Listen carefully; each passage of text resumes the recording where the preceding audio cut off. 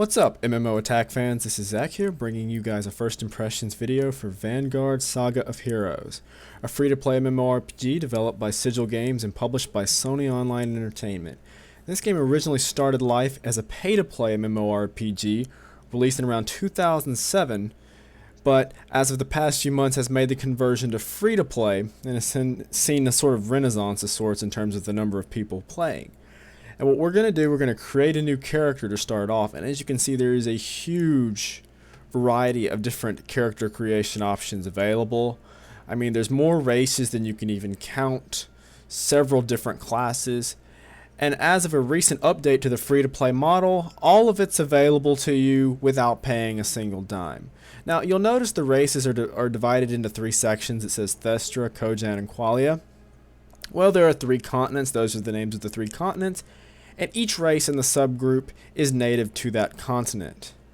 So we can take a look at all the different races in the game that we have available, or just some of them, and you can just sort of see a variety of the different types of body styles and physical appearances of all the different races. And of course, you might be saying, well, there's not a whole lot beyond the faces. The body types seem to be the same, and I think that's a consequence of the fact that their game has so many races to begin with, and it's definitely a criticism that a lot of people seem to have against this game.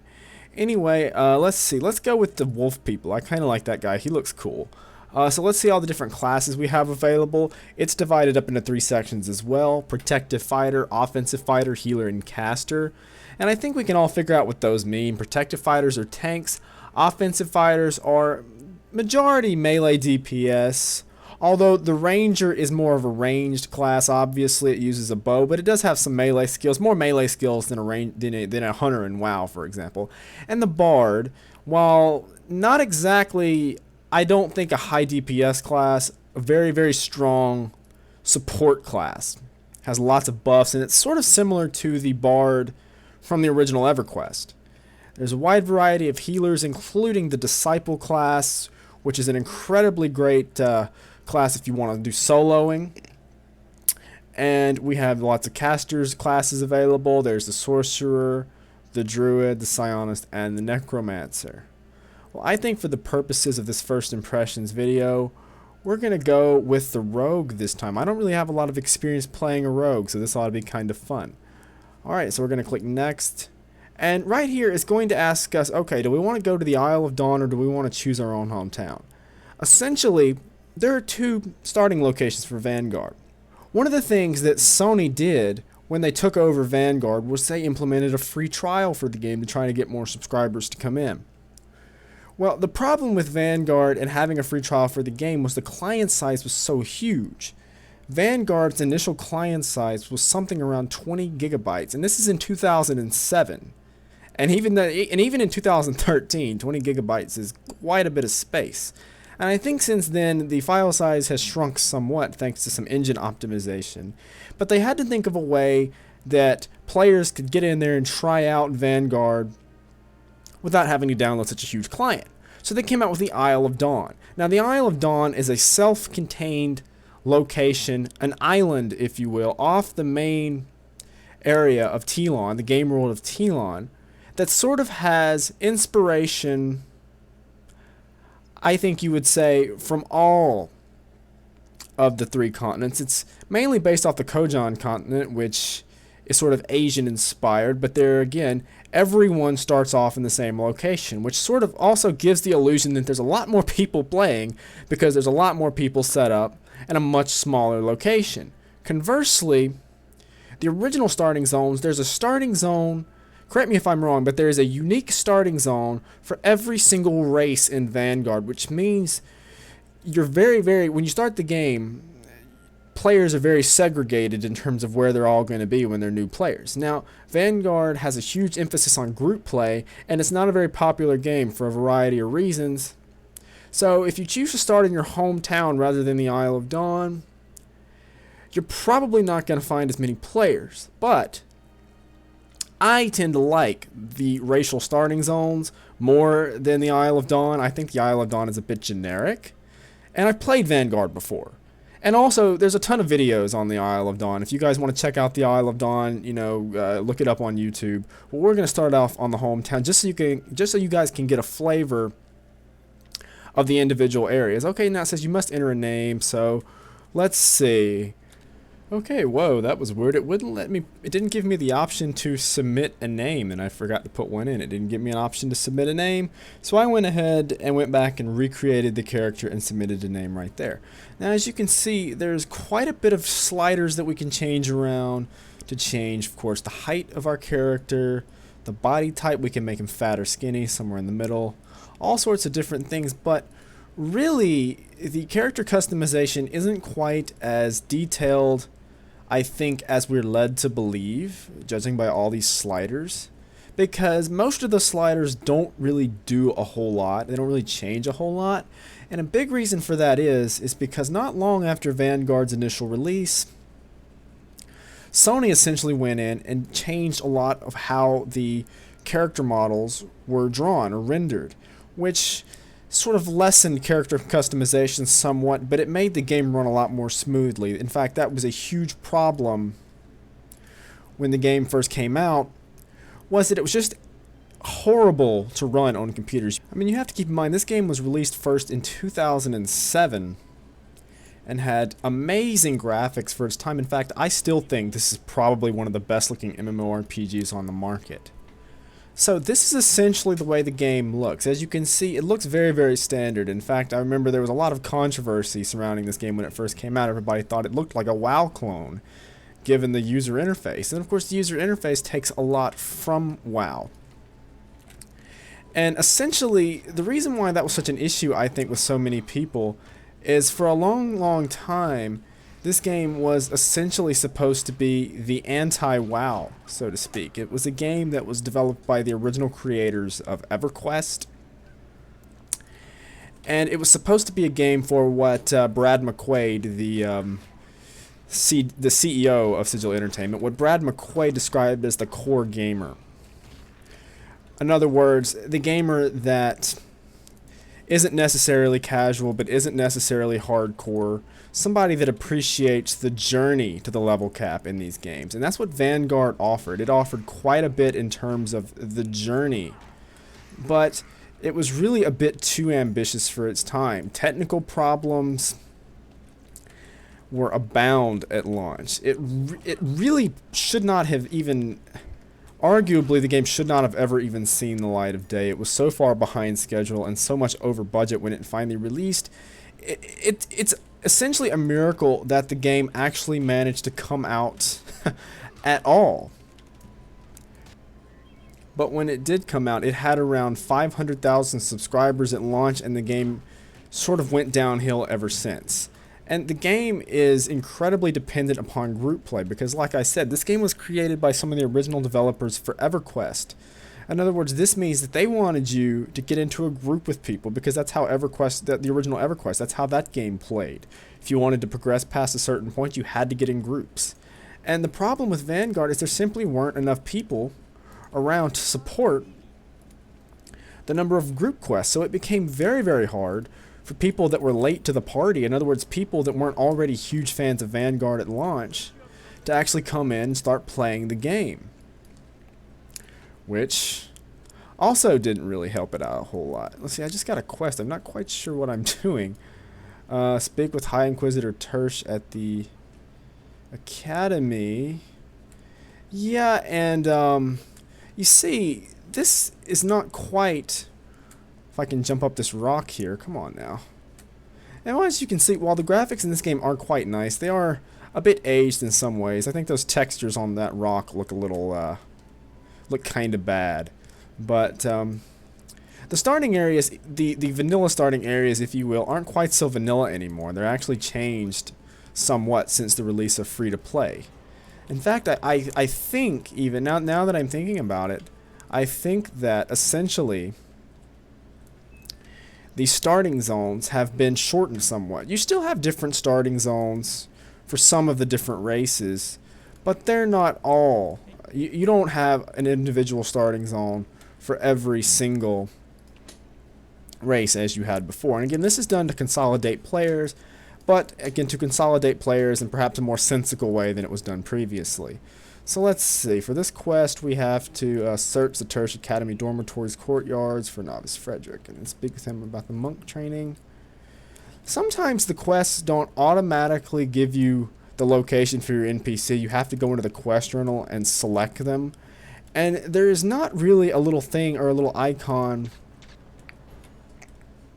There's not really a little icon on your minimap that shows you where you're supposed to go for your quest. Really, there's a little indicator on your compass that essentially tells you everywhere you need to go. And in fact, if we press the M key, we can pull up our map, and we can just see that this is probably one of the absolute worst maps I've ever seen in an MMORPG. I mean, this is essentially what you get, folks. I mean, this is the entire. I mean, there's one for every continent, but and I'll quickly show you guys what I'm talking about. And you can zoom in and out if you want to, but this is just about as detailed of a map as you get. I mean, if you get lost in a city, I mean, you're kind of sorry and out of luck, because there is no more detailed map. And again, that was done conscientiously. That was done for a reason. That was done because you had the original developers wanted to make this game harken back to those days of exploration. They wanted to have players, they wanted to give players a reason to go exploring the world and not to have something right there in front of them all the time telling them exactly where they had to go. And I think that's a good idea, but it's an acquired taste. It's a gameplay mechanic that I don't quite think is going to appeal to everyone, and it certainly didn't appeal to everyone, because there again, in its peak, this game only had about 500,000 subscribers. But I think that this game is probably the best example of one of the best, if not the absolute best MMORPG that you probably never ever play, or you have never played before, but it's a game that you really, really want to play now. And I say that because this game is just amazing. I mean, first of all, the graphics. A lot of people will say the graphics haven't aged well. Well, I think they have. And I think this right here is just evidence of that. Look at that. I mean, look at that sky. I don't think you're going to find an MMORPG with a prettier skybox than that. And those are volumetric clouds, by the way. And when you get flying mounts, which, by the way, you can get flying mounts in the game. In fact, that's the fast travel. That's one of the fast travel systems in the game, is you rent flying mounts for a certain period of time. And when you reach the level cap, of course, you can get a flying mount. But that flying mount is yours to keep. You can fly, and you can fly into all those clouds, and you can also see absolutely forever. It's kind of like Oblivion in that sense. I mean, everywhere you see, you can go to, especially once you get your flying mount. And the graphics are all done in a realistic style, so it's not artistically beautiful, quite like World of Warcraft would be, given its low system requirements. It requires a beast of a computer, I think even today, to run this game with a decent frame rate. But even though artistically speaking, it may not be that impressive, it's just a technically impressive game, and there's a absolute ton of content. I mean, even though this is a game that hasn't really seen a meaningful content update in several years, there's so much to be done in Vanguard Saga of Heroes. I mean, you could honestly play this game from 1 to 55, 55 being the level cap, with 2 or 3 different characters, and have a completely different adventuring experience with each of those characters, because the initial design choice in this game was that each of the 3 continents would be self-sustaining. And so, in essence, you would have little miniature communities on all of the 3 continents. You could go from 1 to 55 on all of the 3 continents.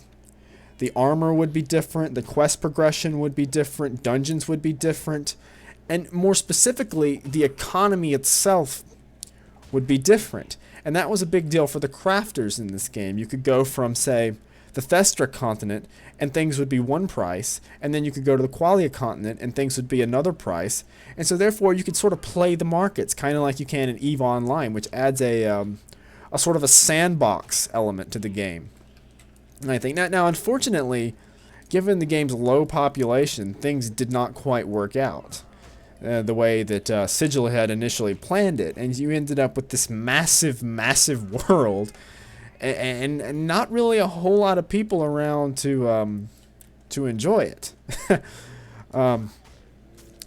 So in essence, what they had to do was they had all these riftways, and I think, I could be wrong here, somebody should correct me, but initially I even want to think that riftways were a part of Vanguard, but Sony added more of those, and so essentially the game that was originally going to be very much anti-fast travel, to where you kind of wanted to stick by your local area, essentially you now had fast travel, and the game sort of lost that aspect, but it really couldn't support that aspect in the first place because it simply didn't have enough players. In fact, I want to think, you guys can read about this on the internet if you want to take the time to do so, but something along the lines of like a day or a week or not long at all after the initial launch of Vanguard, Sigil Entertainment completely went out of business, and Brad McQuaid simply fired all of his employees in the parking lot.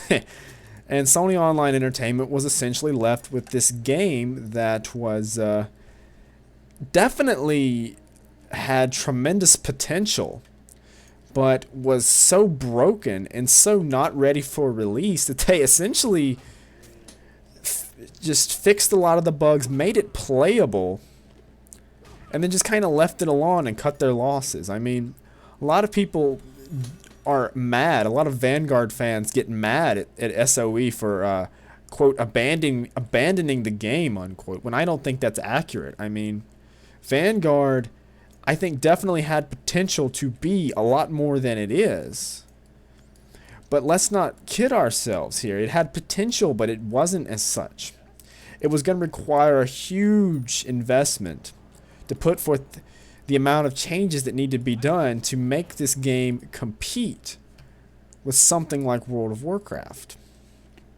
And when Sony already had a fairly solid MMORPG in EverQuest 2 on the market, they just did not need to put all this money and resources into Vanguard, when if they were going to put all this money and resources into something, they could put it into EverQuest 2, which is objectively speaking, anyway, a much better MMORPG, a much with it has far less bugs in the game. But Vanguard, though, is certainly just a game that I think everyone should experience. It's entirely a seamless world, although there is some what they call chunking, which, if I pull up the map here, you can see it's arranged in a grid-like layout, where each of those little areas are individual zones in the game. And unless you have, I'm not sure, maybe like an SSD hard drive and or a very, very fast processor, there's going to be a brief pause, and how brief the pause is determined by how good your hardware is, and that you know without a shadow of a doubt that you're going to a different zone. So while it's seamless, it doesn't quite feel as seamless as something like World of Warcraft or Rift. But again, that's because this game has so many high quality textures and the graphics are the way they are. It would have been, I think, very, very difficult, at least with 2007 technology, to do that without it being as such. Essentially, though, in terms of gameplay, we've already seen the wide variety of classes that Vanguard has, or adventure classes. But in addition to adventure classes, Vanguard also has a couple of other what they call spears of progression. There's crafting, and then there's diplomacy. Crafting is essentially like you'll find in other MMORPGs, although to me it has the most in common with something like EverQuest 2. And that crafting plays a big part in Vanguard. You level up your crafting independently of your character level, I think. And in addition, you can create things like player housing and things to put in the player houses. And you can also create boats. Yes, that's right. You can create your own ship, or you can purchase ships from other players. And then, of course, you can take your ships, throughout all the different oceans and the different zones and go exploring that way. And it's not really a feature that I've seen taken advantage of a lot. I'm assuming that it's quite expensive because I don't really see a lot of people out adventuring in their ships. But in addition to crafting, there's also diplomacy. Now, diplomacy is something I consider wholly unique to Vanguard. Diplomacy is, in essence, a card game. Now, you may think, what's so fun about a card game? Well, essentially, you will take these quests, and it sort of plays out like you're trying to convince somebody of something, and it plays out like a card game. You're trying to get somebody to see your way or trying to argue a point. And you get certain other, you get other cards for rewards, you get diplomacy points, and you get other items and clothing and things like that. And so it serves, I think, as just another little, I almost want to say just a little mini game, I guess. Would be accurate to say to keep you interested. Anyway, now as you can see, it's nighttime in Vanguard, and I mean, just look at that sky there again. I mean, it's just I always love. I remember this. I remember really when this game first came out. I mean, I really wanted to play this game. I joined a pre-release guild for this game about almost 2 full years before this game even came out, and I have never been. I was never so hyped up for a game before, and even though it didn't really do it for me quite like what I expected it to, had way too many problems. Even though I still appreciate this game and I love coming back to it and just playing for a while and experiencing the game world. And I just wish that more people played this game, because I think that if this game had the population that its original developers essentially intended for it to have, I really think that Vanguard would probably be just about the best MMORPG on the market. It's certainly one of the most immersive MMORPGs on the market and one of the most graphically impressive and content-rich MMORPGs on the market. So if it just had the player base to sustain the content, to make it easier to progress through the levels, I think this game would definitely take off, even today, even in 2013. Given this game is as old as it is, in fact, I think 2013 is the perfect time to play Vanguard. It's free to play, carries far less restrictions than it did when the free-to-play model launched.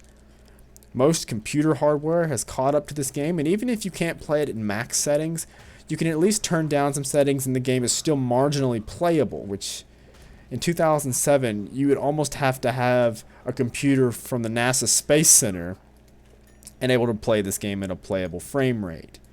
So there again, if you guys are interested in checking out Vanguard Saga of Heroes, head on over to the game's official website, download the game, try it out. You can find it on Steam if you want to. But that's about all the time I have for this first impressions video. If you guys want to find out more about MMOattack.com, head on over to our website for more MMO gaming news, reviews, opinions, giveaways, and other awesomeness.